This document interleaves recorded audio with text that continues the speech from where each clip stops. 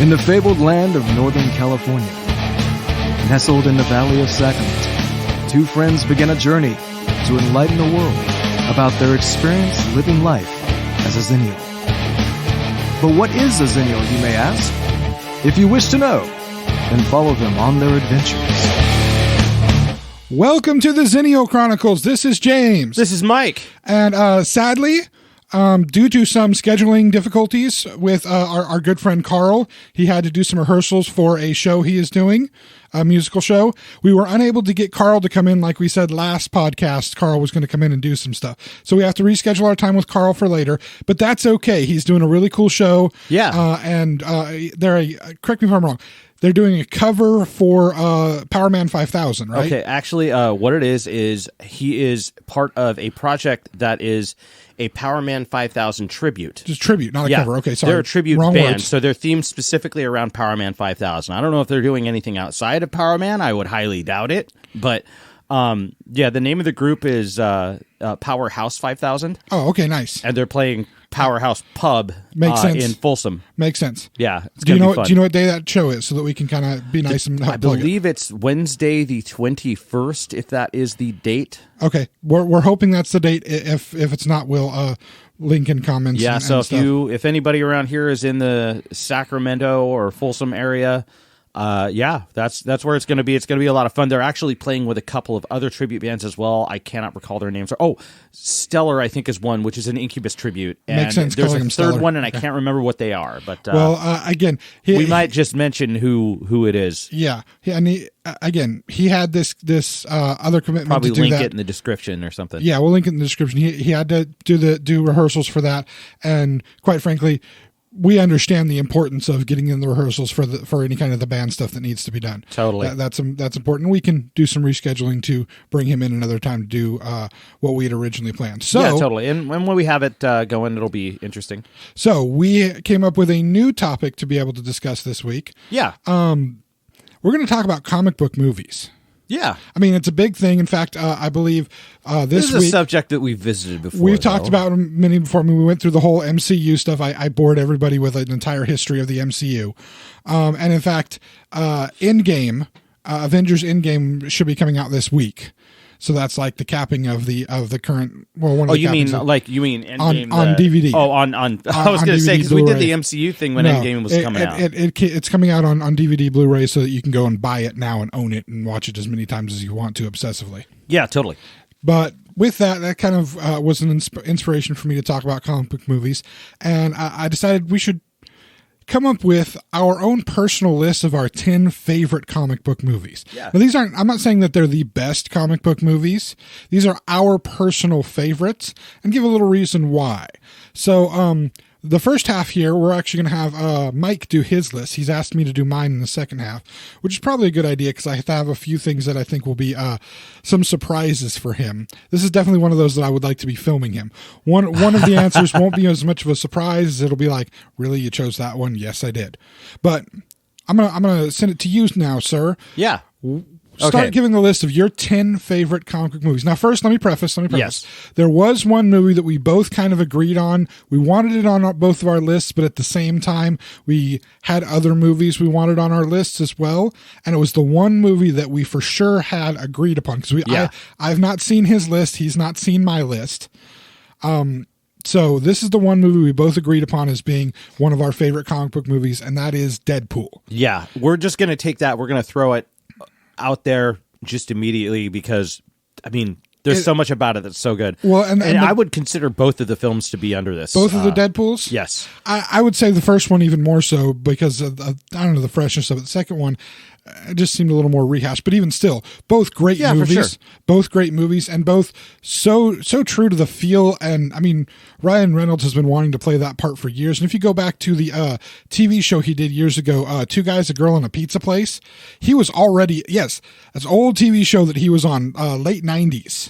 Yes, I'm familiar. I'm familiar with it. Yeah, he was on that show. He was one of the main characters on that show. Wow. And even the character he played in that show was experience moving towards playing Deadpool. playing Wow. Wade, because just the attitude of that character. Was it because it was extremely meta and it was constantly Well, no, just that self-referential? that character was just really, really funny in the way, and snarky, and that kind of just that attitude that Wade Wilson has was already in that character. And he was a student being going to medical school, trying to be a doctor. Wow. And he was just some of the kind of arrogance, but not entirely arrogance that Wade has. It's just, it really was training for eventually playing that part. But so I'll be damned. I do kind of want to check that out now. Go back I and remember see it. hearing about it way back in the day, not being interested. I was like in high school. I was like, okay, whatever. But it just didn't seem very appealing to me. It seemed like a third-rate Friends almost, or kind of got that Three's Company type vibe. It had a little bit of that, but I was never really into it. Like, it just didn't seem appealing to me. It was one of But those. Now I want to see it. Yeah, it was one of those shows that was watched at my house a lot, and it was one of his first early things that he did. And yeah, it's again a start. You can start to see some of those character things developing in Ryan Reynolds. Yeah. So yeah, Deadpool is not going to be on either one of our lists because it's one that we both agree upon as an example of a really good comic book movie that is a favorite of both of ours. Yes. So let's go with your list, sir. All right. So I'm going to just throw out a huge disclaimer. I'm looking at everything sitting on my list right now. And here's the deal. I'm just going to say this. The DCEU film universe right now, the live action DCEU, Yeah. none of it That's funny. I actually is do part of that have, list. I actually do and have I one like of them. certain parts and pieces. I do. But I am omitting a large amount of DC-based live-action films because I just feel like none of them really hit the mark like I feel they should have. Now, this also includes the fact that The Dark Knight, which is considered one of the best comic book movies, is not on my list. Well, and I understand that. That one's, while it is one of the best comic book movies ever made, I can understand it not being on a favorites list. Again, we're not talking about best ever made. We're talking about favorites personally. Right. And there is actually, I can say I do have one of the modern DCEU movies on my list. Cool. And because it's a personal favorite of mine. For some reason, I absolutely love the movie. I can't explain entirely why, but we'll get to that. I can understand that. Now, the reason why that is not on my list, and I would like to disclaim this, there is, by the way, every single one of the films on my list is a Batman film with the exception of one of them. Yes. Which goes to tell you who Mike's favorite comic book character is. Yeah, maybe. And what it comes down to for me is that there were no the rules were real simple in this list, and one of the first things was that it could be animated or not. It doesn't matter. Yeah. It just But has when to. it comes down to the DC films in general, Warner and their involvement in the live action films and the attempt at sellability for franchises for the films really bastardizes the film and their initial purpose. Every time I hear from a director on any of these films, it's always really just the whole thing gets completely Warner comes in and botched. basically changes everything that they're trying to do with the story, and is the far story too gets heavy-handed. botched. It's been happening since Superman 2, I believe. Which I honestly think is one of the differences that happens with the way Warner handles the live action DC stuff, and Marvel and now Disney handle the live action MCU. Yeah. I think DC tries to hire really good directors, but then tries to rein them in too much, tries to control them too much. Yeah, that's what I'm getting at. Whereas the MCU hires directors that are going to do exactly what the MCU wants them to do and can make it work within the limitations better. They're experienced at working within those limitations. Yes. Well, that's the thing about Disney is they've really learned over years and years worth of this. Well, of what they've done. Like they know how to they know how to oversee a franchise without getting so involved in the inner workings of it. Yes, they let the machine do the job. Yes and no to some extent. I mean, there was some problems with another Disney franchise, the in the Star Wars stuff. There was problems with the Solo movie. They had brought in the two guys that had done 21 Jump Street and 22 Jump Street to do the Solo movie. And they ended up removing them because they were trying to go, they thought they had got guys that would stay within the parameters, and they were trying to go beyond the parameters, and that's when they brought in Ron Howard, who is very good at making a movie within parameters he's given. Oh, wow. The guy who was originally going to direct the last installment of the Skywalker saga, episode 9, he's actually the same guy who directed Jurassic Park Lost World. He had come up with a whole story that he was going to do. He had a whole setup for it. It did not fit within the Disney parameters. Okay. And they jettisoned him and brought back J.J. Abrams to finish out the trilogy. Okay. Because, again, they look for people that will work within their parameters. Yeah. And they want to get good directors, but they want to get directors that will be able to follow the rules and stick in. But yeah, that makes sense. Back to your list. Let's start with your list. So you have a lot of DC, a lot of Batman, a lot of DC, a lot of Batman. Like literally one film, I think, is the only one that is not a Batman related or DC related film. Okay, I am going to save that for the last end of the list. Okay. So let's go. Let's see. We're going to start with. I'm just going to go top down, except for that one. So the first one that I'm going to mention is Batman Under the Red Hood. Okay. That one is, if you're familiar with the comic book story of Jason Todd, who was the second Robin, who was the one who was killed by the Joker. Yes, after a public vote. Yeah, fan vote. It was a fan vote. Big deal at the time. Robin lives or Robin dies. What do you guys say? And they all voted for him to die, so he died. The Joker, because Jason Todd wasn't necessarily a very sympathetic character. Not many people liked him as the Robin. No, he was. One of the things about Jason Todd, the way he was written, is that Dick was much more. He was much less impulsive, and he was much more because he had been established for like 40 years. Well, and of course, Dick Grayson goes on to become his own superhero in his own right. Yeah, as Nightwing in Bloodhaven, but yes, but yeah, Jason Todd was definitely a different type of character. And I think he just rubbed fans the wrong way. He was very aggressive and he was very impulsive. Well, and taking out what was her name? Casey? Angry. He was so angry. Casey, Carrie? Oh, Carrie Kelly. Yes, Carrie Kelly. Taking her out of the equation because she was only in for one specific she was in for one story, and it was years after. Yeah, but taking her out of the equation, when they did another Robin, when they did Tim Drake as the next Robin, Tim Drake had a lot more in common with the Dick Grayson character. Right, it allowed for the reboot of Robin that they wanted. And he was much more of what people were looking for in a Robin character, whereas Jason Todd really didn't fit the bill properly. Yes. And I think that's why there was the fan backlash. But anyway. Absolutely. So Jason Todd as a central thing in this Red Hood. Yes. And I can't remember the name of the actor that plays or that voices Jason Todd in the film. But I do remember that I believe Neil Patrick Harris is the voice of Dick Grayson in this film. Oh, that's neat. And the guy that plays Jason Todd. So what happens with the story of Jason Todd? It's been around for years. Spoiler alert, whatever. There's probably going to be a lot of them. Yeah. Oh, yeah. What happens with Jason Todd is the Joker finds and captures Jason Todd, beats the living crap out of him with a crowbar while he's tied to a chair, and then traps him in a warehouse full of explosives, blows up the building. Batman can't get to him quick enough. Jason Todd dies from the explosion.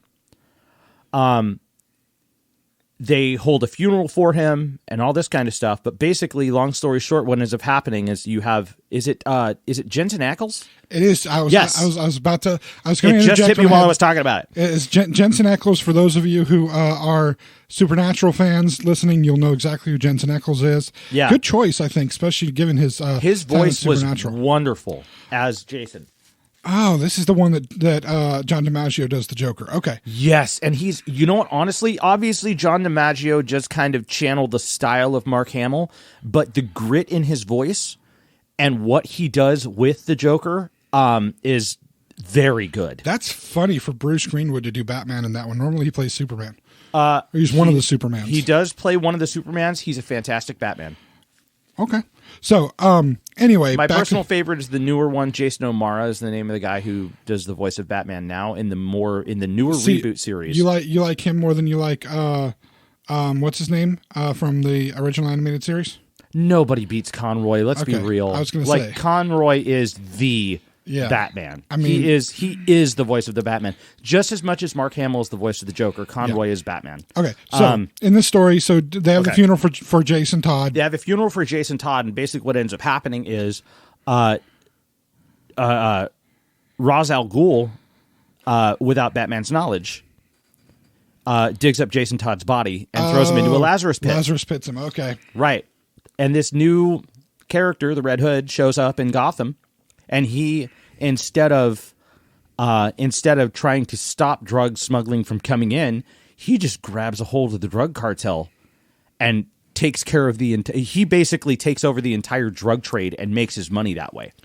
and so And the guy carries a couple of pistols with him. He's very Dirty Harry with a motorcycle helmet. long story short, Long story short, it's a great film, and obviously these ones I recommend them all, Yeah. but it's really well done. It does involve the Joker, of course, and Obviously. it's just all the performances of everything is fantastic. I think right. it's great. It's a one-off standalone film that just does really well. which many of these animated ones are kind of their one-off standalone. Well, not all of them, not but many of them. necessarily. There's actually I have a pretty decent chunk of these films that are not standalone. Oh, good. There's a few of them that are. Let's see. Let's see. Looking at real quick. Most of them are actually. You're right. Most of them are standalone, with the exception of two of them that are related to each other, and I'll talk about those. Which, by the way, I'm a big proponent of the standalone films. Yes. Unless you're specifically making it part of the connected universe, like again, the DCEU was trying to do with the live action films. Yes. The MCU was doing with the live action stuff, and will be continuing with their live action series that's coming out on the new Disney streaming platform thing. Yes. But I also love the idea of the standalone stuff that isn't necessarily connected to the others.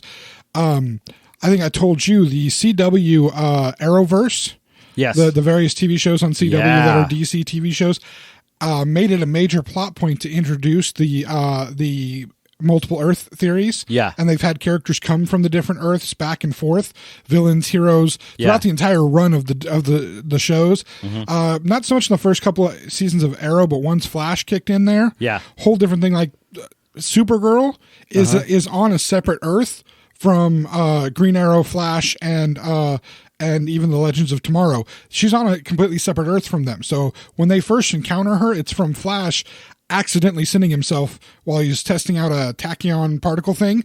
He sends himself to her world and she's crossed over back to their world a couple of times. So you know what? The TV established- series sounds really interesting. You should really check out all the series with you being the fan that you are. They've done Yeah. a really good job of it. The only person they've kept out of it is Batman, although he's coming.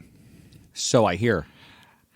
And he's being played by, He's being played by Kevin Conroy. which is awesome. He's actually being legit, real life played by Kevin Conroy, Which is for like the first time. So very cool. There's some more stuff too. There's actually so there has been a confirm on that, and I've heard about it, which is why I want it's- to really get into the- it. the Are we Brandon- talking about Crisis real the quick? Brandon Routh. Can we? Yes. Yes, there will be a crisis on Infinite Earths in the CW. And I believe he's DC playing stuff. tomorrow Superman. He's playing Kingdom Come Superman. He's playing Kingdom Come He's playing Superman. Kingdom Come Oh! Superman. Yeah, Brandon Routh, who was one of the Supermen in Superman Returns, probably the worst Superman movie ever made.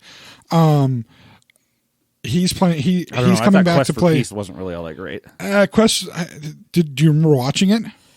I No, it's remember been a watching it. It while. was at the time it was cool, but now yes, it is awful. But in some ways, still better than Superman Returns. Still better. Interesting. I'm okay. sorry, Hackman will always be a better. You can't replace Hackman as Lex Luthor, really. Actually, there is a Lex Luthor in the DC CW universe. In Supergirl, That would there make is a Lex Luthor. No, you know who's playing Lex Luthor in that? Who? Who would be the keep in mind the whole lore of cinematic Superman. Who would be the best actor to play Lex Luthor? For fan service. I loved Gene Hackman, but Gene Hackman's amazing, but he's a little old to do it now. He's basically retired from doing films.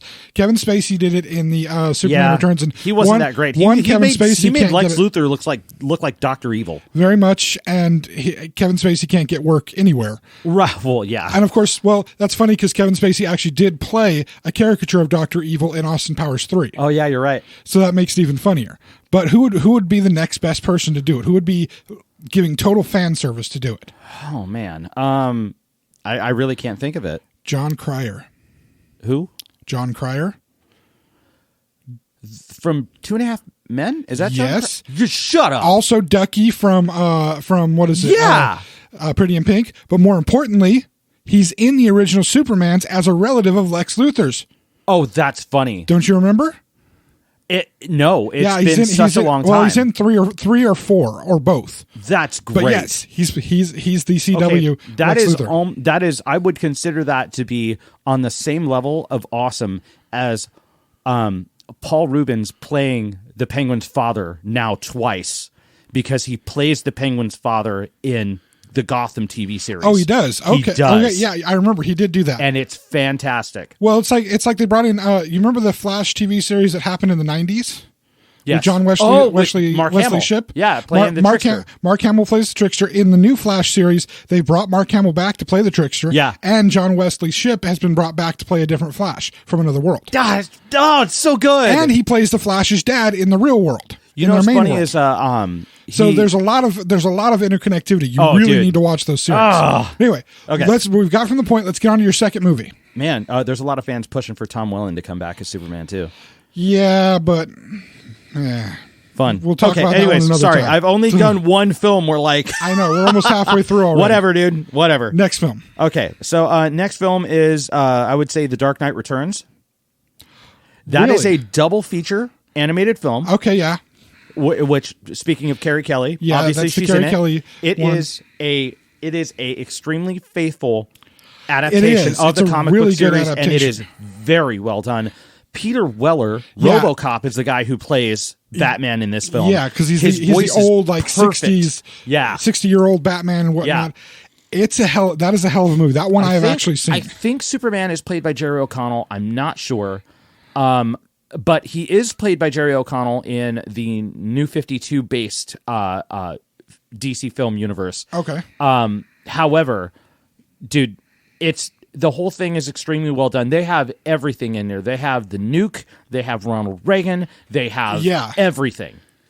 It's very well done. Yeah. And you know what? The cool thing I like about it is that they completely, when the Joker comes into play, they completely they ditch your idea of what the Joker was, and they make him much more stripped down and much more believable a character, I think, than the eccentricity that is the Joker from the animated series. And I was expecting something more when I originally saw it, but then when I watched it, it made so much more sense. Okay. To have him as a stripped down version of the Joker in these films. And it's a pair of them. The thing totals like 3.5 hours, but it's fantastic. I recommend to anybody to watch it. It's actually a guy named Mark Valley who plays Superman in that. Oh, okay. Okay. But anyway, that's one I've actually seen, and that's a hell of a film. Yeah. Both of them together. And it is very, very faithful to the original. Extremely. I mean, all of the animation looks as chunky and blocky as you saw in the original graphic novel. Yes. And it's again, many of the DC animated movies get a little dark. That one is pretty dark. Yes. Hopefully you have the other one on there that's like super dark. Possibly. I'm hoping. There's a couple of them. Okay. Number 3. Speaking of that was obviously the Dark Knight Returns was a Frank Miller adaptation. There's another Frank Miller adaptation that I absolutely love. Okay. Batman Year One was done as well. Have you seen it? No, I haven't. I haven't. I've actually own a few of the Year One comics, but I've not. Bryan Cranston is Jim Gordon. Oh, that's a good choice. Wonderful. And he comes in as a detective, out from outside. And one of the things he does is his family gets his wife gets threatened by one of the criminals that he brings in, and the criminal breaks out. After he breaks out and I believe threatens Jim's family.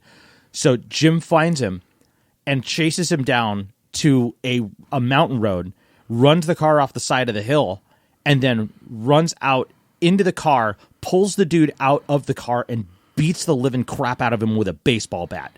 Just super, super, it's super dark. Like the whole and I know Batman always toes the line with dark, but this is like it really takes the idea of that mob movie type mentality and throws Batman in the middle of a legit mob movie story. Well, and that's what for instance, Chris Nolan's Batman trilogy was about. He borrowed a lot from Year One. Yeah, he did. There was a lot of Year One. And just in his the Dark stuff. Knight. He borrowed a lot from a lot of the films actually Halloween. borrowed from Frank Miller. Yeah, but the proper storing of the proper telling of these films is told between at least these two. You're watching the beginning of the story and the end of the story, and what I like to view as the same continuity. Yeah. So that's good. That's 3. Number 4. That's 1. Let's see. That's 1, 2. Yeah, that's 3. Let's go. Number 4. There's a lot of more recent ones that have come out. That's all right. And I'm going to talk about those. The most recent one that just came out is one of my personal favorites, Batman Hush. Okay, Hush, yes. You're familiar with Hush, right? To some extent, yes, I'm familiar with the lore of Hush. Okay, so I'm not going to give anything away as far as the main plot point, but I never read the Hush comic book continuity. Yeah. I never read it. I didn't read it. I researched it afterwards, but it's a thing. Freaking great. This is one of those full rogues gallery kind of things. Yeah. Where you get to see everybody. Cool little side note. The lady that ended up playing the most developed adult Poison Ivy in the Gotham TV series is the voice of Poison Ivy in this film. Oh, that's nice. Yeah, and also I think she's also the voice of Batgirl in it as well. I don't think Tara Strong was in this one, and she does end up becoming Tara Strong is constantly in these films. She took over for Arlene Sorkin as the voice of Harley Quinn. So 95% of the time when you're hearing Harley Quinn, you're hearing Tara Strong, or if you're hearing Batgirl, you're also hearing Tara Strong. You're right. It's the same actress that does Batgirl and Poison Ivy. Yeah. And there's also, there's so much to this one. A lot of voices that you're not familiar with. They pulled from a lot of people for this, but it's very, very well done. I'm obviously I'm checking all these things on IMDb. I think this is actually part of the. Oh, this is one of the few. Okay, so this is one of 3 films that we have, or that I have in my list. That are DC started they started a new DC animated universe. Okay. Well, I just want to make the comment on this. I love the fact that that they have Lady Shiva in this, because Lady Shiva is one of those things that you really need to know the comic book continuity to know who Lady Shiva is. I'm not super familiar with. Well, some of the most familiar comic books that I know of the Batman lore. I have a lot of older Batman comics, but the one time frame I'm really familiar with is the Nightfall series. Yes. When Bane is first introduced. Yeah. And then Bane breaks his back, and then Jean-Paul Valley has to be Batman for a while. Azrael has to be Batman for a while. That's during the Tim Drake time as Robin. And then Batman's Bruce Wayne anyway is basically a paraplegic for a while. Yes. And all the things that happened to get him back to being able to walk again, fight again, and take back the mantle of Batman again. Yeah. I'm familiar with with that whole arc really well. Mm-hmm. I've had the comic books. I actually have the novelization, and I've read it multiple times. Wow! So that's the one area of Batman lore that I know back to front. Mm-hmm. And what was nice about that is it brought back all of the mini Rogues Gallery villains. So many of the villains appear in that setup, so you got a really good understanding of the villains. Yeah. But Lady Shiva plays a very important part in that, and she's not usually in a lot of Batman stuff, which is kind of nice. Yes. To see her.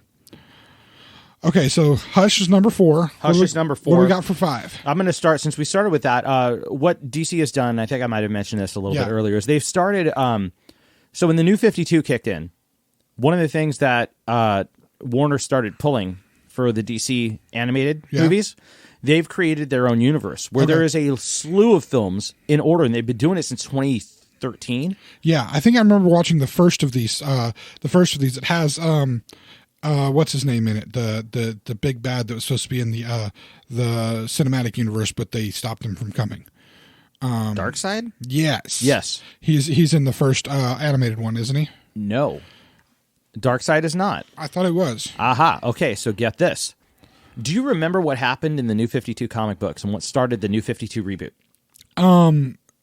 No, I don't. What Sadly, the story is? Sadly, my DC knowledge isn't Okay. pertinent enough. In more recent. Okay, so it starts by the Flash having a crisis. So is this personal crisis. So is New 52 after Flashpoint? Flashpoint starts New 52. So New 52 is the start of Flash. Or Yeah. Flashpoint is the start of the New 52 Okay. continuity. So what happens is, So the Flashpoint. this is the next film that I'm talking the about. Flashpoint movie. The Flashpoint. Yes. Film. Yes. This is the one I was hoping you were talking about. Yes. This movie is dark. It's great. So dark. So good. I mean, what you see Wonder Woman doing in this alternate Flashpoint future. Yeah. Oh my God, she is vicious. Oh, you have cruel. everything. You have the dynamic of Thomas and Martha Wayne. You have well, actually, funny enough, Martha's not necessarily heavily featured in the film. She's not, but she's at least mentioned as to who she is. Yeah. Who she becomes, which is just insane. And Thomas Wayne is Wayne is fantastic. Oh, he's just brutal. Yeah. Okay. So, let me explain this to anybody who hasn't seen it. So the idea of the Flashpoint, the name of the film is Justice League: The Flashpoint Paradox. Yeah. Okay. So, what it is it starts off by the Flash. It's not Barry Allen. Is it Barry? No, it's Barry. It's Barry. Okay. So Barry has a crisis where he practically blacks out due to a severe trauma and runs. He runs so fast that he travels back in time. Okay, Which happens quite often for Barry. and stops the murder of his own mother, Which is as bad. a child. Which is bad because what ends up Butterfly happening is it's a butterfly effect. Exactly. So what ends up happening is because that incident didn't happen, there were a lot of other unrelated incidents that you would think that would not be part of the continuity of time that end up happening on accident. What happens is in this film, Bruce Wayne is killed in the alley. Not Thomas and Martha. Not Thomas and Martha. Thomas and Martha survive. Bruce is the one who was killed as a child. Thomas takes the mantle of Batman and is crazy, like dirty, hairy, nutso, just vicious kills. super vicious, super intimidating. Everything that criminals think Batman is, but he's not. Yeah, all the fear that they have. Thomas Wayne is. Yeah, Thomas Wayne as Batman Yeah, he is. kills people. He carries pistols with him. And he has, imagine Batman with all of the riches and all of the capabilities with almost zero moral standing. Yeah, total murderous intent. Yeah, absolutely. He doesn't care. And then, of course, what happens to Martha? Martha becomes traumatized by Bruce's murder and turns into the Joker. Yes, which is fantastic, especially Yeah. the comic book run of it. It's fantastic. Absolutely fantastic. Superman is discovered by the United States government and is tested. He is held in Metropolis and tested by the I'm sorry, he's held in the Pentagon. Yes, and He's held in the Pentagon and locked like away, locked away from and sunlight, tested. and any kind of the UV radiation that gives Yes. him his power. So, like when you first do see him, he's like this, just shriveled and Crazy, wrinkled. emaciated. Yeah, Yeah, and then he has a very Oh. he's very simple with his language. Yeah. He just doesn't have any contact to the outside world, so he doesn't understand. But he's essentially a super powerful innocent. Yeah. Aquaman and Wonder Woman, who were once a romantic couple, are now at war with each other, and the world has divided into multiple factions. And like Europe gets trashed. Yeah, Europe gets destroyed. From the two of them fighting each other. It's Yeah. just Everything is I mean, Wonder Woman killing kids. pretty much. Flash brings about the end of the Earth inadvertently by his actions, and what he needs to do is, because his mother doesn't get killed, he never gets powers, so he ends up showing back up in his own timeline, completely powerless, finds Thomas Wayne, and has to run a copy of the experiment where he actually gets the his accident, Flash powers, the and accident where he has to gets his recreate powers. the accident, and like all this kind of stuff. It's a hardcore movie. fantastic, but but well worth watching. here's the thing that happens. That Flashpoint starts- Paradox is the start of the new DC animated universe. And since 2013, they've been running films in this specific continuity, and every one of the films is fantastic. That was almost my entire top 10 list. Nice. And they have, the Justice League movies, War. Is the War most the recent one I'm one- talking about that has Darkseid come in? War has Darkseid come in, yeah. Darkseid shows up in War. Is that the one where Batman lifts the ring off of Green Lantern? Off of Hal Jordan? I don't think that's War. There's another one. I don't think that's War. There's Throne of Atlantis, and there's War, and there's. I think it is War because they meet up in the sewers, and he pulls the ring off of Green Lantern's hand. Oh, wow. Green Lantern knowing it. But anyway, I'll have to go back to that. It's been years since I've seen it. So I do kind of want to review these. So Flashpoint starts off the New 52. That was your number 5. What's your number 6? My number 6 is going to be close to the end of it. Actually, Batman Hush is the most recent one that's come out. Yeah. However, they did do, and I'm going to put both of these in one continuity, or in one setup, since they're supposed to be one right after the other, but they're directly related to each other. One of the things that they pulled for the DC animated universe is the death of Superman. Okay. But as convoluted and as cheese factor as the Justice League films did it, they did it right. Interestingly enough, another DC event that I actually have a lot of information on. I never owned any of the comics, but I have the novelization of the death of Superman and the death and rebirth of Superman. Yes. So it deals with the other Superman that came after the Cyborg, the Eradicator, and Superboy. Oh, you've got to see these. Oh, by the way, one of the things that I wanted to tell you. I have your copy of it. One of the you have Death of Superman? I have your copy of it. Okay, still. good. I haven't watched it yet. Good. You have that one. I will give you a copy of Return of the Superman or Reign of the Superman because those two are related to each other. Yeah. So you have the Death of Superman, which is fantastically done. Just the character dynamic that's put between all of the characters. Yeah. Rebecca Romijn is the voice of Lois Lane. Interesting. Cool. Actually, Rainn Wilson is the voice of Lex Luthor in this continuity. That makes sense. I can deal with that. Really good. He's way better than you could ever imagine. I can deal with that. So that's one thing that's super worth mentioning. Okay. The Reign of the Supermen also is part of it. Jerry O'Connell is the voice of Superman in this continuity. Yeah. Just the dynamic of everything and how it all works between the two films, especially with how Superman is trying to balance his life with Lois and keep a secret. That's one of the big things that they put into it. If I remember correctly, I'm not sure if that is part of the comic book continuity because that had been so established for such a long time. I can tell you, during the original Death of Superman comic book setup, during that, he still has the secret identity. Okay. And so when as they're trying to pick up Metropolis after the fight between Superman and Doomsday, and they're doing the whole funeral for Superman. Also in this version of the continuity, or in that version back when the comic books were done, Jonathan Kent was still alive. Oh, okay. Uh-huh. And Jonathan and Martha Kent come from Smallville out to Metropolis to try to help Lois deal with it. Yeah. So does Lana Lang. Yeah. Jonathan has a heart attack, and during his heart attack episode, he believes he has some kind of a vision that he sees Superman, or he sees Clark, his son, in an afterlife, and tries to tell him to come back to the land of the living. Jonathan survives the heart attack, but I don't believe the heart attack happens, but John and Martha do show up in Metropolis. I'm just, this is what what happens in the comic book reign of it.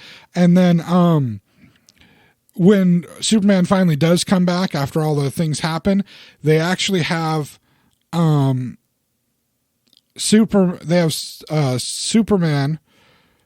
lifting a building, helping cleaning up the Metropolis stuff. Yeah. Clark Kent walks out of the rubble, and it's actually this continuity Supergirl, who is from a different world, different universe, and had been working for and with the clone of Lex Luthor that everybody thinks is Lex Luthor's illegitimate son. Oh, wow. Lex Luthor too.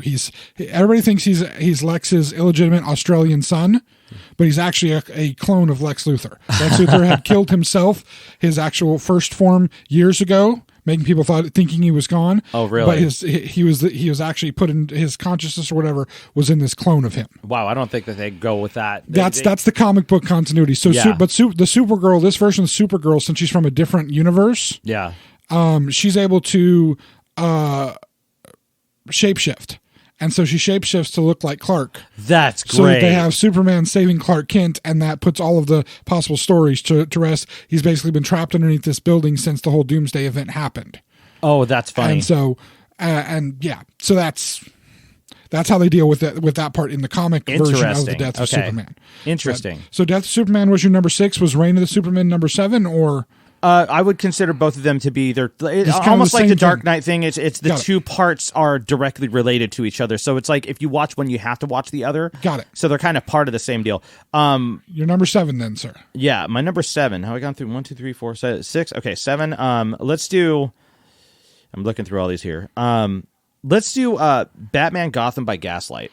Okay, that's an interesting one. Set back in the times of it's in London, right? It takes place in London. Actually, technically, Gotham City is a city in London in this time, and it takes place during the late 1800s. It is Batman versus Jack the Ripper, which is an interesting concept for just dude. about anybody When to you assuming that obviously this was written years ago in the comics, and nobody really knew who. There were all these. There were all these speculations as to who Jack the Ripper could have been. So Jack the Ripper has been one of the oldest. Honestly, it's one of the world's oldest murder mysteries. Yes, for sure. For in real life, and I think they recently found out who the guy was. Well, they have speculation, they have evidence, DNA evidence, and all that. They kind have of evidence that kind of singles one guy out as the most likely and possible. Yeah, but I mean, but they're all dead. At this so point, we'll I don't never think know. you could ever confirm. You can't get a confession from anybody or a conviction. But that one, you told me the twist on that one. There's a twist. I did, and I'm not putting it out. Yeah, here there's a twist in it that people, if you're a Batman fan and you're a Ripper fan, watch it. Yeah, the twist may be a lot of fun for you. It was just interesting enough for me, and I have a lot of experience with Ripper lore due to people I know. I think it's great. Okay, so the next, number 8? Let's see, number 8. You know what? Batman versus the Teenage Mutant Ninja Turtles. That is one that just recently came out, and I was gonna have one TMNT film in here. Yeah, dude. TMNT just was for the gonna sake happen. of fun. This okay? I don't. Which hey, hold on. Does that mean this is a Marvel DC crossover? It's not Marvel. You can argue that TMNT is based on Marvel, but they're not Marvel. The creators basically made them a part of the Marvel universe. No, they didn't. Yes, they did. Just because they're based on that story doesn't mean that they're actually part of the Marvel universe. No, that supposedly the same. As soon as the TMNT step into Marvel territory, that's where the same it's going to be tied in. The same truck that supposedly gave Daredevil blinded his powers, Daredevil, right? Yeah, blinded Daredevil is the same truck that was carrying the canisters of stuff that mutated the turtles. If that's the case, why isn't Daredevil part bat or something? Like he would be like, or part dog because he had a. He didn't have a dog at that point. Did he have like? All I'm saying, what contact with what animal? I don't. Because at that point, that's where it breaks down. I get that, but this is the creators are the ones that did it. Now the caveat is, do you know why the creators did that? Why the creators based it on Deadpool's backstory or Daredevil's backstory? Yeah. Do you know why? I believe they had actually worked a little bit on the Daredevil comics. Oh, that's funny. But so anyway. they knew what they could pull from. But anyway, cool. So the Batman versus the Turtles. Essentially, yeah, the TMNT show up in Gotham City in this story to trace essentially to track Shredder down, because Shredder has shown up in Gotham City as part of some kind of crime unison. You have the full Rogues Gallery thing. The fan service is off the charts on this. And it's just super fun to watch. There's actually a section where I believe it's, and I'm not going to say anything as far as major plot points, but there is one section where Mr. Freeze is shooting ice blasts at Michelangelo in a refrigerator room in a building I believe it's in like the kitchen of Arkham Asylum. Okay. And they do the slow zoom shot from the opening of the 87 cartoon. Yeah. And it's Mikey doing the nunchuck trick where he's fending off the ninja stars. Yeah. In the slow zoom. They do it, except it's with the ice blast that Mr. Freeze is running, shooting at him. It was great. And I'm all for fan service and stuff. Believe me, some of the things I'll be mentioning, there's some major fan service stuff done. Yeah. But actually, no, I changed my list, so there's not major fan service stuff done. Huh, funny. Anyway. I did. It's for the sake of fun. However, there is a lot of it's the closest to comic book on the TMNT side. Yeah. It's the closest to the comic book darkness that you could possibly get to in any of the animated films that I've seen so far. For the Turtles. Yes, for the Okay. Turtles. So also, it's a little bit Mikey more- is voiced by Kyle Mooney from SNL. Nice. That's a Very good voice choice. Perfect. That's Absolutely a really good perfect. choice. And the character dynamic between the Turtles and between Batman, who is Batman and the Joker are voiced by the same guy. It's the guy who did the voice of the Joker in the Arkham games. Not Mark, but the other guy, the guy that took over for Arkham Origins. Oh, okay, I think I know who you're talking I know about. I can't ever remember his name. He's really great at it, but he actually does the voice of both Batman, and he does a pretty damned faithful Conroy Batman and a pretty damned faithful Hamill Joker, and it's one guy that can do both. Just really good. Just overall really good. This episode is going to be so long, and I'm fine with it. Well, I mean, it won't be my fault this time. You asked me for comic book movies, man. Which is nice. So it's an hour of Mike talking about Batman. Troy Baker. Troy Baker, that's who it is. Darren Criss is Raphael. That's neat. I don't know who that is. No, you don't, because you're not a loser like me, and you never watched the TV show Glee. Oh, okay. So that was it. That's your number 8. What's your number 9, sir? My number 9 is going to be Batman Mask of the Phantasm. Oh, that Finally. is a really good choice. Oh, dude, yeah. What's nice about that is the that Bruce was Timm continuity Batman needed to come in at least one point, and I saved it near the end of the list well, because no, and it's so good. And what's nice about that is that was an early Batman animated film that actually went to theaters. Yes, it was based on the. It is based on the animated series. Yeah. It is actually. It's got the voice actors. It's part of the animated universe. Yeah. Well, I just remember how big a deal it was yeah. that it made it to that it was actually released in the theaters. Yeah. Back when that animated series was like one of the top animated series. You out. have the dynamic duo of voice actors in this one. You have Kevin and you have Mark. Yeah. Playing the roles of Batman and the Joker. They're fantastic. Dana Delaney comes in as Batman's love interest.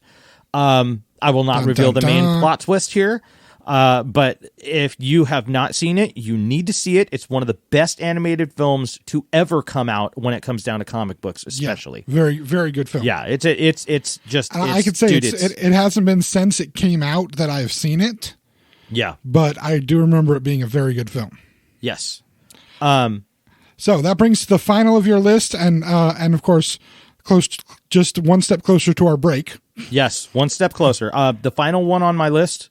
Logan.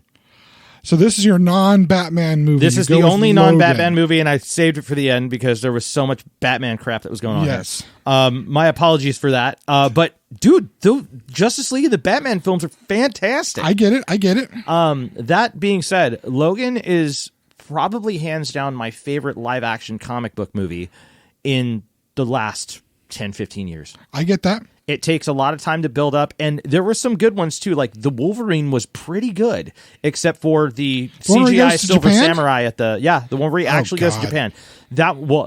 When you look at X-Men Origins in comparison, the Wolverine is way better. And X-Men Origins completely and utterly destroys the character of Deadpool, which of course Deadpool 2 reconciles at the end. But, yes. The only good choice I personally think about X-Men Origins, completely going off the wayside here. Don't Liev Schreiber as Sabretooth. No. Come on, he's good. He's not. Yes, the character dynamic between the two of them is fantastic. Which is not a character dynamic that existed in any way, shape, or form in the comic books. He is so different from the comic book character. He is. I think it was a breath of fresh air. Awful. But I also we're don't talking like about Liev Logan. Schreiber, so I don't like. I don't necessarily like him as an actor, but still. Okay. But we're talking about Logan here, and honestly, like I loved what they did with it. Everybody that they brought in. Here's an admission for you. What's up? I've not seen it.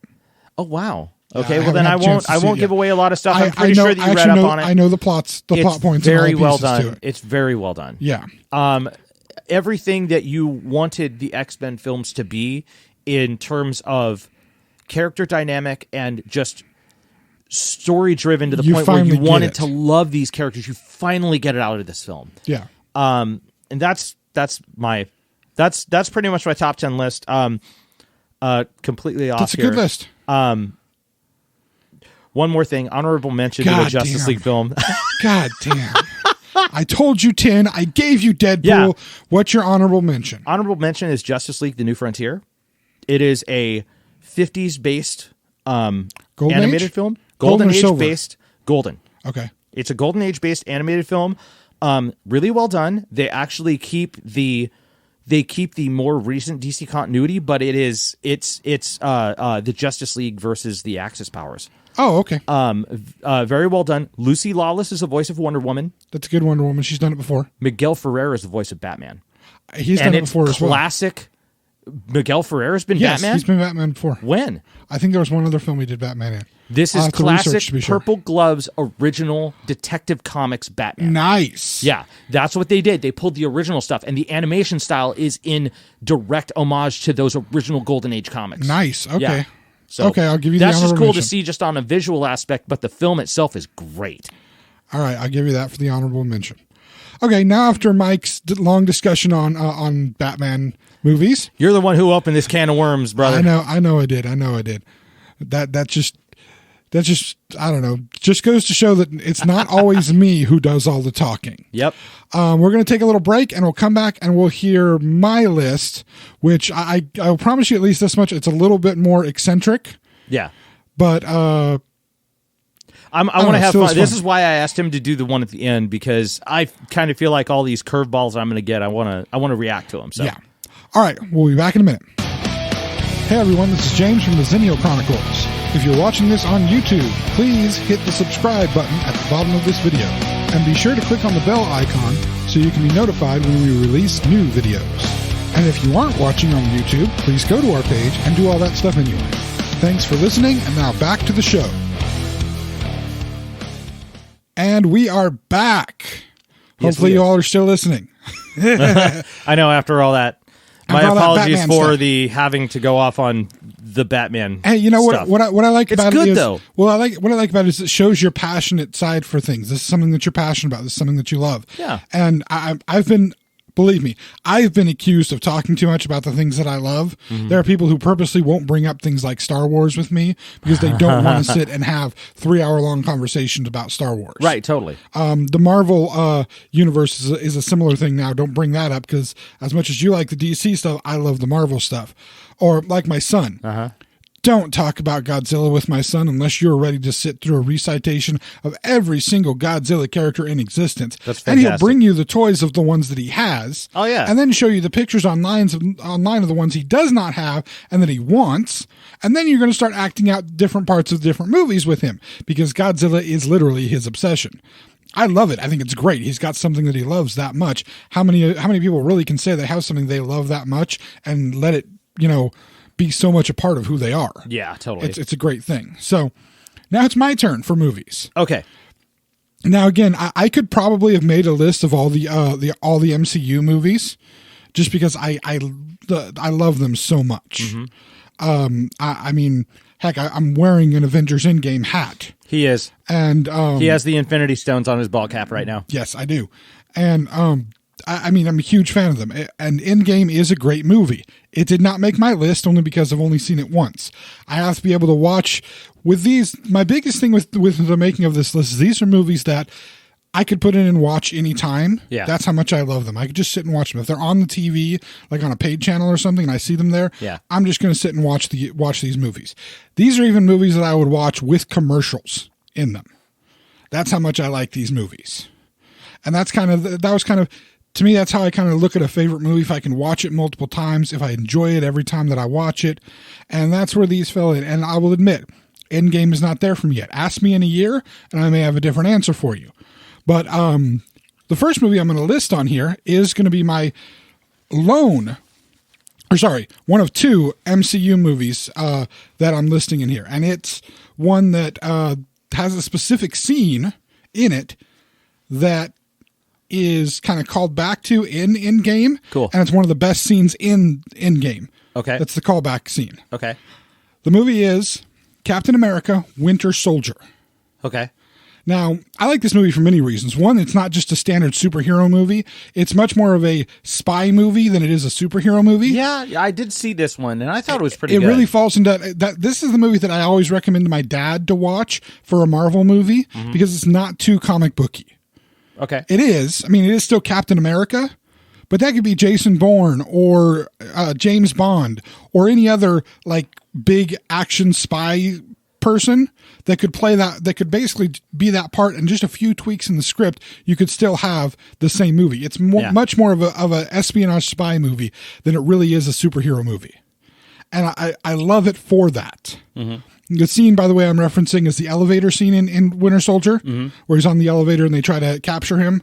There's another scene in Endgame where he's on the elevator with almost the exact same people, and it's the infamous Hail Hydra scene in Endgame, which is so beautiful. And that, I think, didn't they do that because it was in reference to when Captain did it in the comics as well? Referenced, it was like a double reference. There's the Hail Hydra reference in the comics, which was a shocker for everybody in the comics, but the actual building of the scene, being in an elevator with roughly the same group of people, and he even, you can even see in his eyes, in Steve Rogers' eyes, he's like, oh, this is an elevator thing again.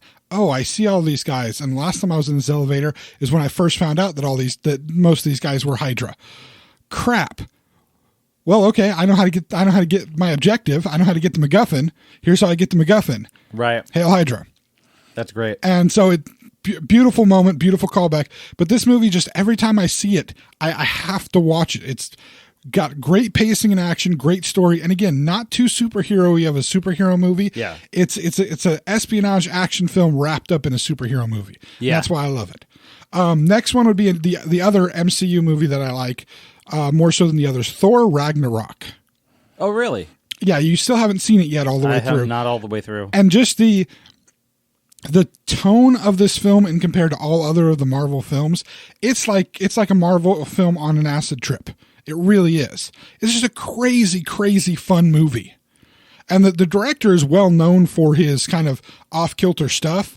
Kiwi director, I do not know how to pronounce his name. But he's just an amazing director in the way that he does things. He did the vampire mockumentary movie, What We Do in the Shadows. Oh, cool. Yeah. Okay.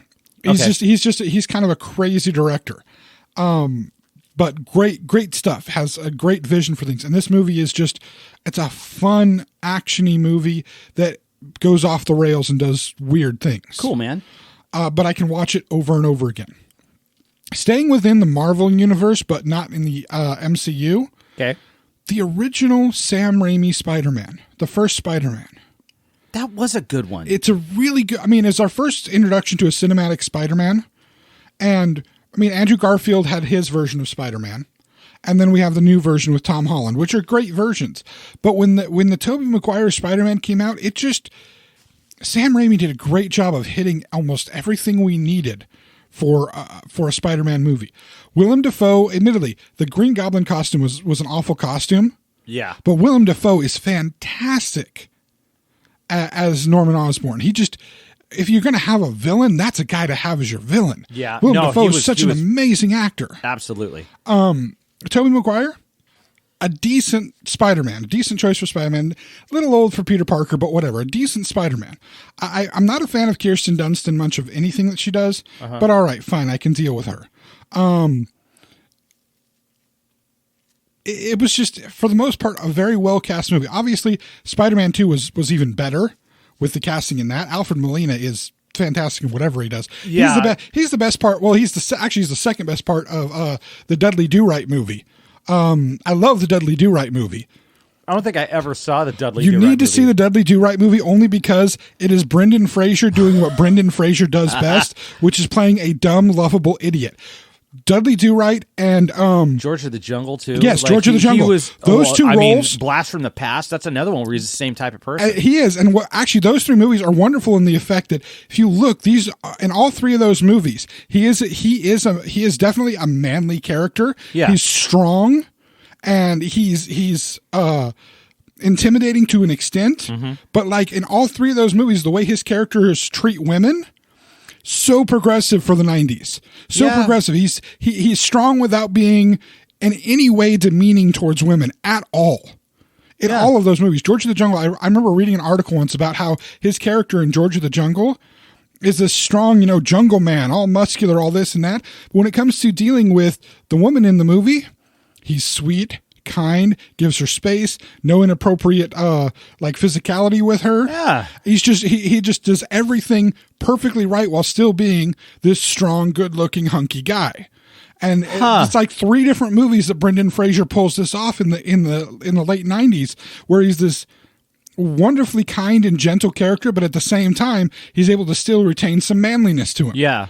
And it's not toxic masculinity at all. It's actually very, very healthy masculinity. He's still a man. He's still virile and strong, but that doesn't mean he can't treat women with the utmost respect and kindness. That's cool.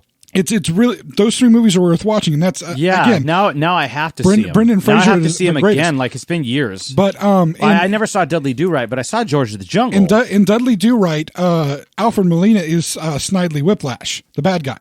No. Yes. Oh, he's great. He is chewing scenery left and right, and it is brilliant to watch. But back to the first Spider-Man. When it came out, it was such a relief of a comic book film. It was like, this is what we've wanted to see. And Spider-Man for the longest time was my favorite comic book character, period. To finally see a real Spider-Man movie, I love that movie so much. Mm-hmm. Still love to watch it. Kind of get a little bit upset in my stomach at the end credits, but... Oh, okay. Yeah, that hero song. Chad Kroger and Josie Scott. Oh, I forgot about that. Yes. Oh, why did you remind me? Sorry, had to. Okay. Had to do it. That was actually a time, late 90s, early 2000s. Almost every superhero movie, especially the Sony and Fox superhero movies that they were doing, had to have some kind of weird soundtrack thing. There was the Fantastic Four movies. Both of them had a bunch of modern artists appearing on the soundtrack that were just awful. They're trying to do the Disney thing that no, Disney not the was Disney doing thing. In the 90s. Like, they were trying to do like I think they were trying to base off of one soundtrack, which I think is one of the best movie soundtracks of all time, which is one of the movies on my list. I'll get to it. Okay. I'll get to it because I'll mention the soundtrack because it is one of the best movie soundtracks as far as like not score for the movie type soundtracks. Like the Star Wars movies have their score and their score is amazing. This is the soundtrack is full of songs by outside bands, artists, whatever. Oh, cool. And it's not something like Forrest Gump where like they just pulled stuff from the time period. Yeah, this is something that the songs were all basically made for the album. In fact, this specific album, one of the bands that did one of the songs, The Cure, in fact, did one of the songs on this album, and they don't even remember doing it. Robert Smith of The Cure has no memory of doing the song. Interesting. Lots of drugs. But anyway. So yeah, Spider-Man movie, just a movie that still sits with me. It's the first time I got to really see Spider-Man. And I admit, I like the Tom Holland Spider-Man better, especially as Peter Parker. But it's the first time I got to see what was my favorite hero. Just like your favorite is Batman. Yeah. And admittedly, for DC, Batman has always been my favorite. But Spider-Man eclipsed it in many ways. Okay. And so to see that, it's still to watch it today. I love watching that movie. Nice. All right. Now I have my DC universe movie. Okay, your one DC universe. This is like my DC, one Marvel movie. This is the DC Cinematic Universe movie. And I think this one will be a little shocker to you. Okay. Man of Steel. Man of Steel was good. The thing is, I liked Man of Steel. The thing is, first of all, you have Clark Kent, Kal-El, whichever one name you want to give him, Superman. Yeah. Both of his dads are ex-Robin Hoods. So that's awesome. That's funny. That's awesome. Both of his dads are ex-Robin Hoods. I never Hoods. realized that. One that can't speak with a British accent and one that kind of can. But Kevin Costner's role in that is you hear that, Carrie Elwes? Yes, Carrie Elwes. Your next major casting role is Jonathan Kent. There you go. They're looking for a new Superman anyway. They might as well. I mean, one of the Duke boys played Jonathan Kent for a while. We did. Yeah, in Smallville. Yeah. But Kevin Costner as Jonathan Kent, so much gravitas towards the film. He really brings a lot. So, and that I still cry every time I see. That guy can't direct a movie to save his life, No. but he could really, like, you put him in a good part, and he just acts the crap out of that part. Yeah. And the tornado scene in that movie. Yeah. I still cry every time I see the tornado scene in that movie. Now, the whole wanton violence in the end and I think weird choice for Zod. Michael Shannon as Zod is a little bit of a weird choice for me. I don't know. I think he was off-putting enough to really work. He is. I liked him. But still, I mean, I admittedly, I grew up in the time where Terrence Stamp was my Zod. So, I mean, and Terrence Stamp is an awesome Zod. That's like trying to replace Sean Connery as James Bond. Like, you pretty much can't do it regardless. Well, no, and when Roger Moore did it, he did it funny, and George Lazenby was only able to do it for one movie. And Pierce Brosnan did a decent job. He was decent, and Daniel Craig is pretty good too, but everybody still thinks of Sean Connery. But Pierce Brosnan took over for Timothy Dalton, who did an awful job. So yeah. Well, okay, so the actor previously obviously there's a factor into that. Yeah. But that being said, Daniel Craig is super decent, but Sean Connery is still Bond. Connery is still James Bond. Yeah, he's still Bond. Yeah. No matter what happens, he's always Bond. Yeah. But no, the whole movie, I love the whole scope of the movie. I love the idea that it's an alien invasion style movie, and that's how they treat it. They treat it so real world that he's an alien. This is how they would treat an alien, and these other aliens come. This is how the government would treat an alien coming. Yeah. I love kind of the real world aspect of it. Amy Adams, I'm still a little I've always been on the fence with her casting as Lois Lane, but it's all right. I think it's all right. Yeah, I think it's pretty good. Henry Cavill, not a bad Superman. Speaking of, I believe it may have been just recently announced that he's replacing Daniel Craig as James Bond. Henry Cavill? Yeah. That would be awesome. If he did, he would be a perfect choice for James Bond. I'm hearing I saw it like on like a newsfeed thing or something like that on Google. I mean, they're never going to give it to Idris Elba, which would be another good choice. He'd be fantastic. Yeah. But he'll get Black Superman at some point or another. Watch Hobbs and Shaw in theaters now. And no, that's not a real advertisement. I wish we were getting paid for that. But anyway, but no, every time Man of Steel is on, this is one you can confirm with my wife. Every time Man of Steel is on, I have to watch it. Even if it's on, and it's always on a show, on a network that has commercials, I don't care. I have to watch it. I don't even own the DVD of this. I just have to watch this movie when it comes on. I don't know why. I just get totally sucked in. But it's really good. And honestly, I went back and I finally watched the extended cut of Batman v Superman as well. It's better. Way better. Actually, funny enough, the first version I saw of Batman vs Superman was the extended cut, and I didn't realize it. Oh, man. And it was so good. I went and saw it. I saw it in theaters, I believe, and I believe we've had the Batfleck discussion. Yeah. I like Batfleck. I like Batfleck too. But no, just that this one, Man of Steel, as the start of this there was so much potential. DC universe.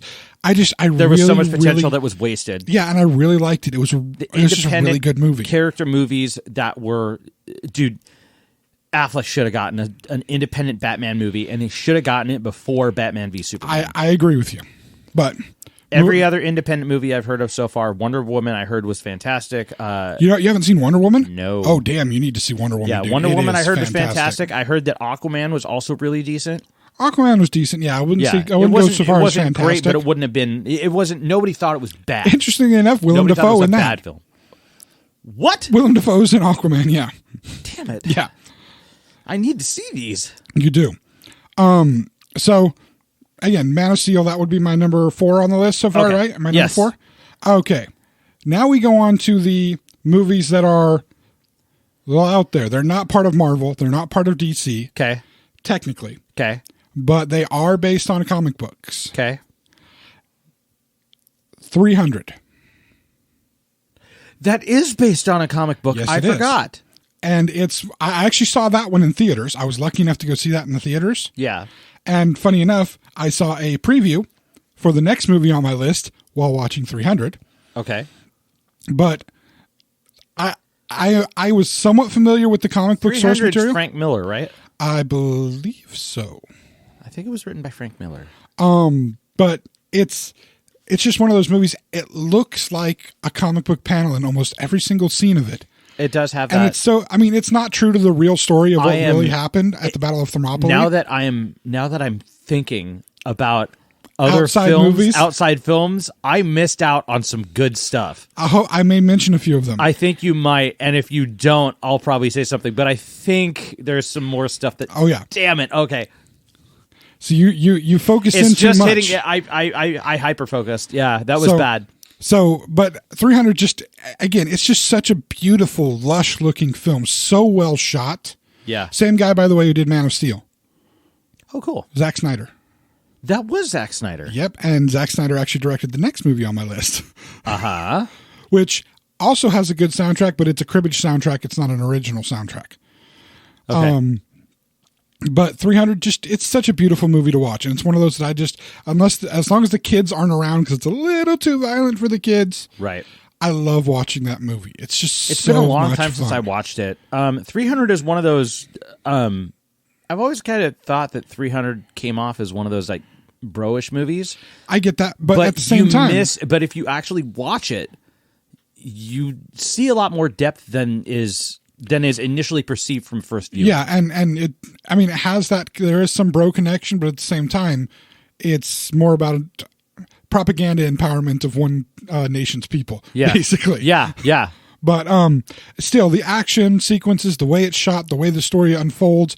The other thing to keep in mind is it's framed under the device of somebody telling the story. Yeah. So for all of the kind of hyperbole that the story contains, they makes put it sense in, with the framing of somebody telling the story of what happened to those 300. That's great. But it's such a fun movie and so visually stunning. It is really amazing. The color palette that they use. I was going to say it's rich in color. Really rich. It's amazing. Next movie on my list. You want to hazard a guess at this one? With Zack Snyder as the director and kind of the direction I'm going? Go for it. The Watchmen. Ah, yeah. Which, yes, for anybody who is the big comic book nerd listening, is not entirely faithful to the graphic novel. But in and of its own self, there's an example for you. In The Watchmen, in the very beginning opening scenes of The Watchmen, guess who doesn't die? Bruce, Martha, and Thomas. In the opening sequence of The Watchmen, all of them are stopped from dying. Oh, whoa. Yeah, it's in the opening sequence of The Watchmen. The way that you're right. That's part of the DC continuity now too. Up to a point, it's like an offshoot. It's like a universal. It's an offshoot. Yeah, yeah. But in the movie itself, when they're shooting part of the movie, you see some kind of things that have been happening in the world with the Dylan song "Times They Are Changing." Yeah, and it shows. One of the masked vigilantes knocking somebody out outside of either an opera house or a movie theater, depends on which continuity you want to follow. Yeah, and it shows a family has been saved by this masked vigilante doing this. That's great. It's assumed to be the Wayne family that was saved from this. It was one of the first more gritty comic book movies to come out. Really gritty comic book movies, and there's some gritty parts in it. There's some really good characterization in it. Again, visually stunning movie. Zack Snyder's really good at making amazing visuals on screen. And I also like the idea of the fact that it takes place in like the early 1980s. Yeah. Richard Nixon is still the president. Cool. Because he repealed the amendment to the Constitution that was the term limit amendment. In the continuity of the comic books, you know how there's a term limit amendment on the Constitution after FDR? Yeah. They put in that president can only serve 2 terms or be elected to 2 terms. Right. It was actually one of Nixon's goals to get that repealed at some point or another. Oh. Because Nixon wanted to continue being president for a long time. Yeah. In the comic book continuity, he does get it repealed and he continues being president through the Cold War. Whoa. There's also a fun note when the comedian dies in the movie and he's given a military burial. If you pay close attention to the U.S. flag at the military burial, it has 51 stars on it. Because in the movie... Puerto Rico has been turned into a state? Vietnam. Whoa! Because Dr. Manhattan is sent to Vietnam by Richard Nixon. You remember in the sequence in the movie? You've seen The Watchmen, right? No. You've never seen The Watchmen? No. There's a sequence in the movie where never read the books, never seen him. I hear it's a fantastic series. God. I remembered all the fans that were just like, Watchmen's getting a film. Like, there's a sequence in there where Dr. Manhattan, who is like basically the most powerful being you in are turning existence. me on to this film. Like, I want to see it now really bad. Yeah. Anyway, Dr. Manhattan's the most powerful being in existence due to a faulty experiment. Mm-hmm. He goes to Vietnam and basically destroys the Vietnamese, and they bow down to Dr. Manhattan, and it becomes the 51st state of the United States. Whoa. You need to see this movie because it really is an alternate history of like from the 1950s to the early 1980s of the United States and what would have happened with these superpowered individuals in it. It's so amazing. The characters are amazing. The visuals are stunning. Yeah. Great movie to watch.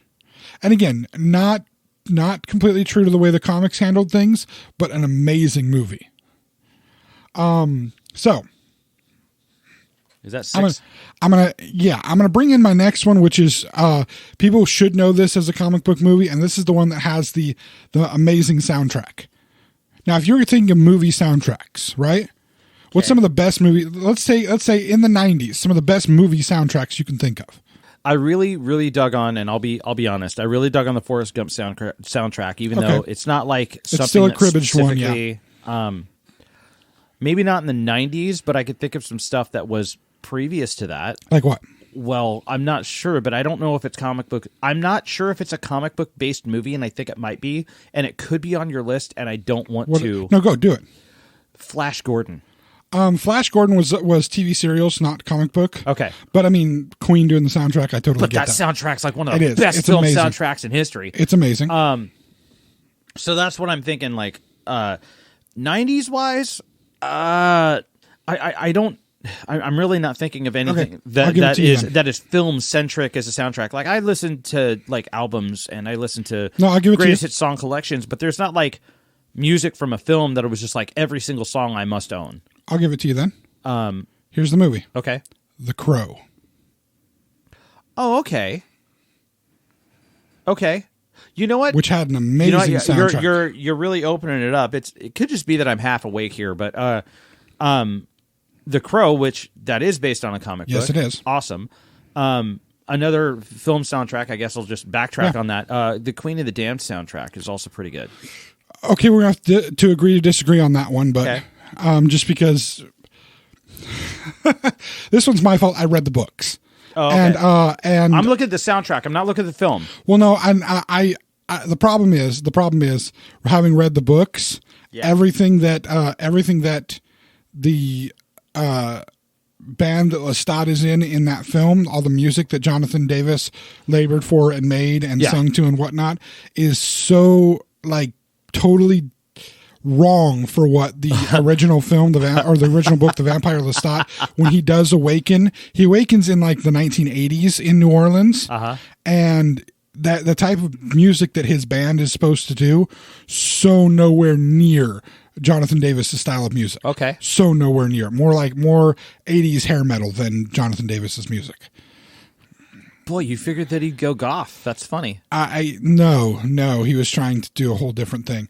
No, Lestat is not goth at all. Lestat is a pretty boy, look at me. I'm 6 foot tall and have golden hair. Super eccentric. And you should pay attention to everything that I do because he's not even that in the film. No, he's supposed to be. That's how Lestat is described. That's why when Tom Cruise was cast as Lestat in Interview with the Vampire, the people who were the fans of Anne Rice's vampire stuff lost their stuff because Tom Cruise is no 6 foot tall with blonde hair.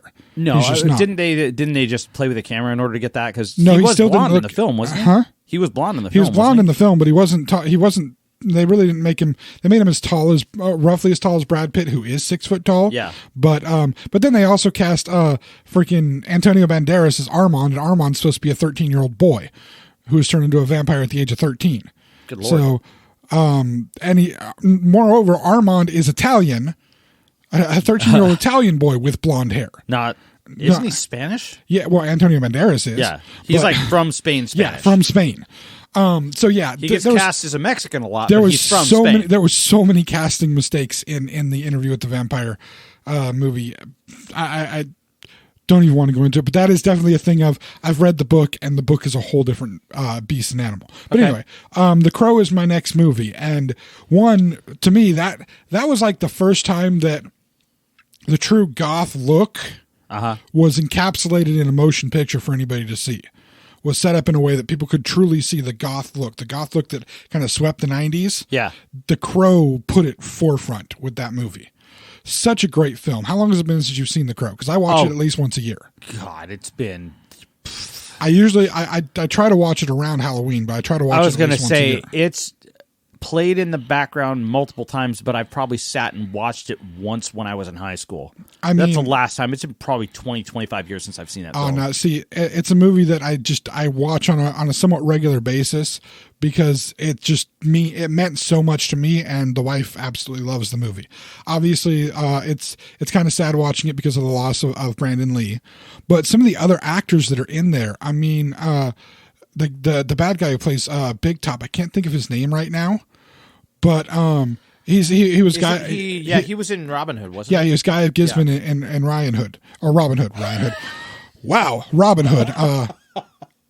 Don't know why I was thinking Ryan. He was the whole why a spoon, cousin? Just he's got a voice that's so amazing, and then just his characterization of it, it's just so good. So good. But you have Tony Todd in that movie. And Tony Todd, the thing is that when Tony Todd is the bad guy's henchman, you know you got some stuff going on. Who's Tony Todd? The Candyman? Oh, Tony that's Todd. Right. Tony Todd, yeah. Oh. He's Okay. the bad guy's henchman, so you know there's stuff going on there. Yeah. And then the guy who's famous for the in the movie The Warriors. Warriors. Is he in it too? Come out and play. God, I gotta go back and watch that. He's T-Bird. No way. He's the main. He's one of the main gang members that the Crow is hunting. That Eric Draven is hunting. Yeah. Yeah, he's the main one. I gotta go back and see it You again. need to go back and see. I gotta the go movie. back and It's see it Such a good film. worth it. And then Ernie Hudson in it. Yep. He's a police officer, isn't he? Yeah. Yeah. Just I knew that. good job. No, it's just a movie that is, it really has again another dark tone, but it encapsulates kind of that dreary existence. Great film. All the sequels not so good, but that one was a really good movie. Wasn't there a sequel that Ed Furlong was in too? Yes, like I said, all the sequels not so good. Although Ed Furlong is coming back for the new Terminator movie. Yes. as He's playing John Connor. Yeah, as John Connor. Yeah, this is like when they're talking, it's like a full retcon of the entire series. I'm super excited. That made me more excited, even more than Linda Hamilton being in it. Yeah. All right, now we're getting into the funny territory. Okay. Addams Family. The Addams Family was originally a comic. Then they did the TV show back with, interestingly enough, what? It was a comic? It was a comic Was before it like it was a TV show. Was it like a newspaper comic? Kind of both. It was in the newspaper, but there was also a comic book with it. Okay. I did But- not know that it was a comic book first. It was a comic first. Yeah. Okay. But the Raul Julia movie, The wheels are turning on other Yeah. ones as well. the But Raul Julia movie. yeah.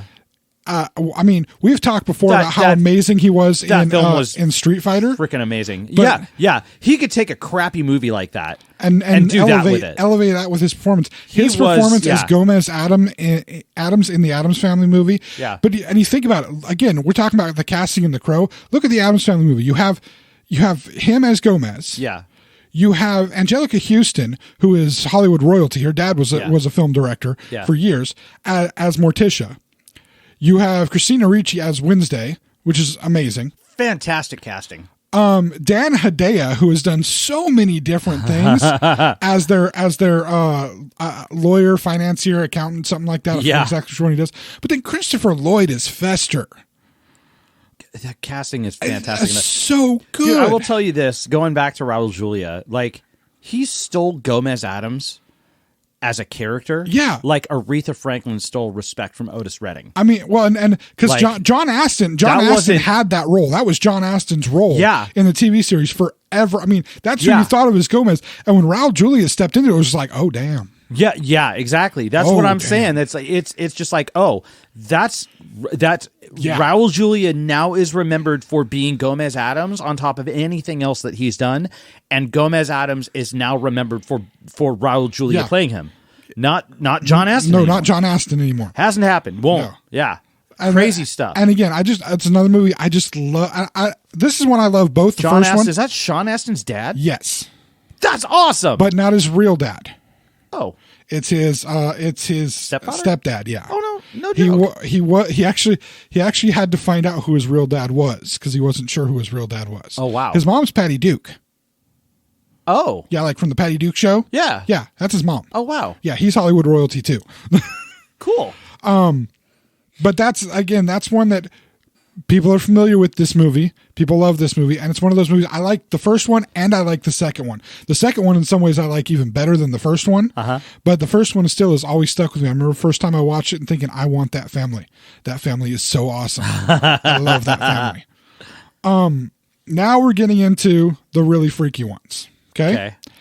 This The next really one, freaky ones. well, All right. the ones that I think are going to challenge you a little bit. Okay. Well, one is, and then the other one you're just going to get I don't know, frustrated with me maybe. This next one is actually from a manga. Okay. The movie is Edge of Tomorrow. Stars Emily Blunt and Tom Cruise. Yes, you probably saw Never heard of it. Yeah, you probably saw advertisements at one point where it was subtitled "Live, Die, Repeat."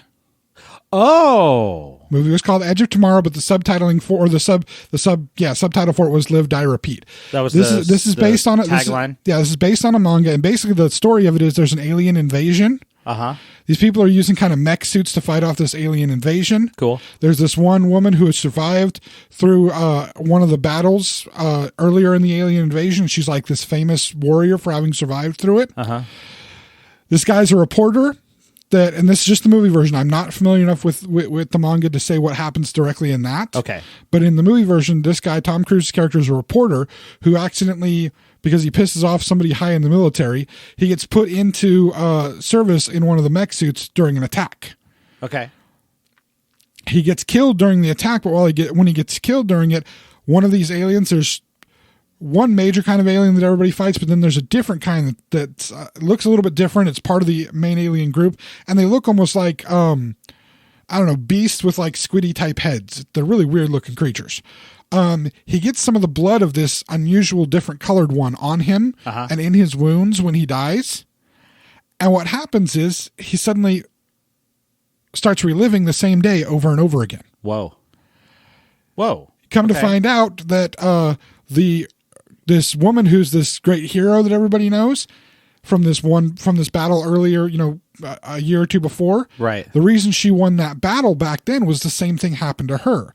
These specific parts of these aliens, these specific one alien, this type of alien that's part of this group, the reason they're so successful at winning is they have an ability within their blood to reset the day. Well, once their blood intermingles with yours, you have that ability too. When you die, you reset the day. Whoa. And so it's him resetting the day and going back, and it's very much like you're watching Groundhog a video game. Day, the kaiju movie. Yes, basically. That's a good description of it. Wow. And it's a hell of a movie. I mean, Tom Cruise dies so many times in the movie. There are times when like he's injured. He's like broken his leg or something, injured, trying to figure out how to do this.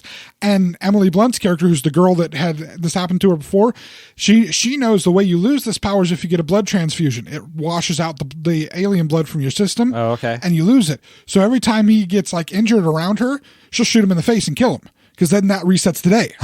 She knows that he can't go to the med tent and get healed, because if he gets any blood, he's going to lose the ability. So like they're in training and he breaks the, and he's like, no, I'm fine. I can continue. She's like, nope, pop. And he wakes up at the next morning and like, oh, damn. And he has the full memory of every day that's passed. And there gets to be a point, wakes up the next morning and goes, why did you shoot me? Well, it gets to a point where he knows what's happening. I would have done it. He was like, damn it. You get to a point where you don't know how many times he's relived a specific moment. Oh, wow. And it gets a little, there's some drama in that. There's some character stuff. It's actually one of the best. You could lose your sanity over something like that. He almost does at one point or another. Wow. It's really, there's some deepness in it on top of just it being an action movie. Cool. There's some really deep stuff in it. Oh, that's great. So it's a great film for that. This started as a manga? I got to see this and see how faithful it is. That sounds my understanding fantastic. is it's not. It's not very faithful to the manga. Oh. But so the base idea is there. The base idea is there, but there's a out. lot of changes that have been made to it. Interesting. But still, great film. Yeah. And another one of those that I have to watch every time I see it on. I have to watch this movie. I don't care where it is in the movie. That sounds great. I know great. it so well, I need to watch it. Okay. And it's one that breaks out of kind of the normal Tom Cruise thing. He's not the action star from the very beginning of the movie. In the very beginning of the movie, he is a complete idiot that gets himself in a lot of trouble really quickly. He after so much repetition, he becomes better. But yeah, it's worth the watch to see the growth in him. So if she does something to him, does she have memory of doing something to him too? No, she lost the ability, so she has no memory. Every time he reboots, he has to go re-find her and reconvince her that he's doing the same thing she did at the other place. Oh, that's cool. And so they build that into the story. It's actually quite amazing how it's built into the story. That's great. Very, very good movie. Now my final one. This is the one that might irritate you. This one also has a great soundtrack. Okay. The characters technically appeared in a comic book first. Are you getting away on a technicality on this guy? Maybe. Okay. I mean, they are a comic book character, for sure. They existed in comic books for a long time. They didn't originate in their own comic book. They originated somebody else's first, but then they did get their own comic book. Okay. Do you want to hazard a guess at this one? No, I don't. I want to hear what you have to say on this because I'm super confused right now. Okay, here it is. Josie and the Pussycats. That is such a cop-out. It's not a cop-out. They were in Archie Comics, which is a comic book, and then they had their own comic line. Josie and the Pussycats is a comic book movie. Okay. Argue me that it's not, because it is. Was it a comic book before it was an animated series? Yeah. Oh, yeah. It was in the Archie Comics well before because I know that the Archie... They were in Archie well before any Okay, animated so they series, were... well I mean, before. technically that makes sense. I can give you that one, for sure. Yeah. But... And I'm pretty sure... Josie and the Pussycats, bro? Dude, I love that movie. That is such a great film. Want to throw out Sin City or nothing like that? No, I'm not discounting that Sin City is a great adaptation. Robert Rodriguez did some amazing things with that. Okay. And that's a Frank Miller as well, right? Yeah, it's another Frank Miller. He actually put the director's credit on that movie is Robert Rodriguez and Frank Miller. Yeah, because he brought Frank shot Miller for in. shot. Yeah. And he had Frank Miller completely involved. He pitched to Frank Miller and was like, I want to do a shot for shot, panel for panel shot like of your film. And it's a great movie, and it's that has some amazing casting in it. But that's not the one we're talking about. Josie and the Pussycats is the movie I choose. I am The thing is, very confused. First of all, the thing is, it's what we've established, I think, before that it's been like 20 years since you've seen that movie. Yeah. The thing that you need to realize is... I mean, was Josie and the Pussycats originally a parody of the music industry? No, it was just part of... The Archies had their band, Archie had his own band in the comics, and Josie and the Pussycats was another band that existed. They were like in a rival Riverdale. band, kind of. Okay. Interesting. And they had their own... They did have their own comic line before there was any animated series. I did not know that, because I knew that there was a like Hanna-Barbera animated series. I thought that was how they started. There was a Hanna-Barbera animated series, but no, they had their own comic line before that. I'll be damned. Yeah. Well, that is... That's a surprise. And it's definitely one of my favorite movies. I absolutely love it. Dude, it's totally one of your favorite movie. movies. It's such a great film. Yeah. Especially because the fact that when you watch it for the first time, you'll look at it and see all of the different company logos that are visible. Yeah. And when you realize that they did not actually get paid for any of the company logos, that is not actual advertising.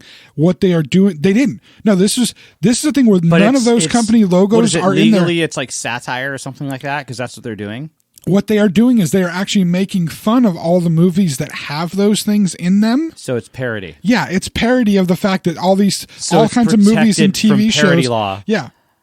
That's fantastic. Movies and TV shows have all these different product placement things in them.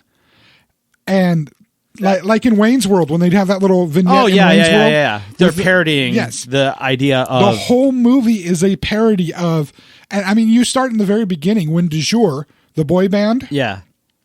When they get on their plane, there's Target logos all around, and the word Target underneath the Target logo, the bullseye logo, all around their airplane.